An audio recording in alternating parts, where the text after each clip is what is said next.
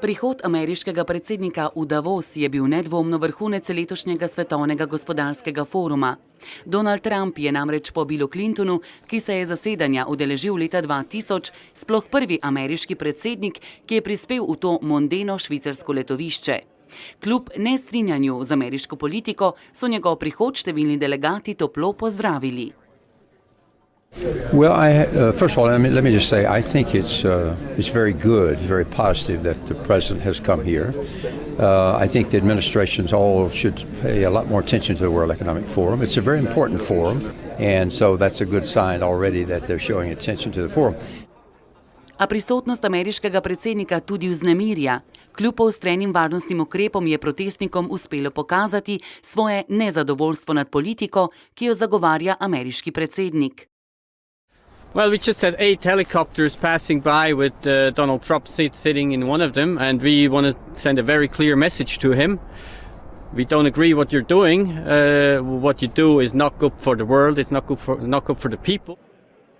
Trump, ki na srečanje v Davos kot poslovnež nikoli ni bil povabljen, se je pred današnjim govorom srečal številnimi svetovnimi voditelji in poslovneži.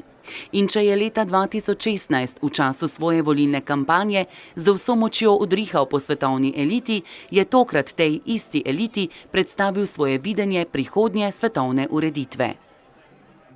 As president of the United States, I will always put America first, just like the leaders of other countries should put their country first also. But America first does not mean America alone. When the United States grows, so does the world.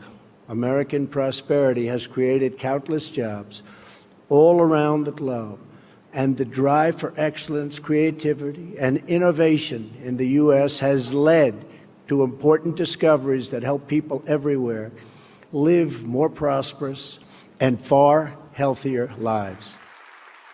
Kot je bilo pričakovati, se Trump tudi tokrat ni mogel izogniti temam, ki Washington najbolj vznemirjajo. When it comes to terrorism, we will do whatever is necessary to protect our nation. We will defend our citizens and our borders. We are also securing our immigration system as a matter of both national and economic security. Trump s svojim govorom ni ponudil nič novega in je gotovo razočaral udeležence zasedanja, ki so pričakovali zmanjšanje napetosti med Združenimi državami Amerike in ostalim svetom. Ameriški predsednik tako še naprej zagovarja doktrino najprej Amerika, ki pogosto prihaja v navzkriž z interesi mednarodne skupnosti.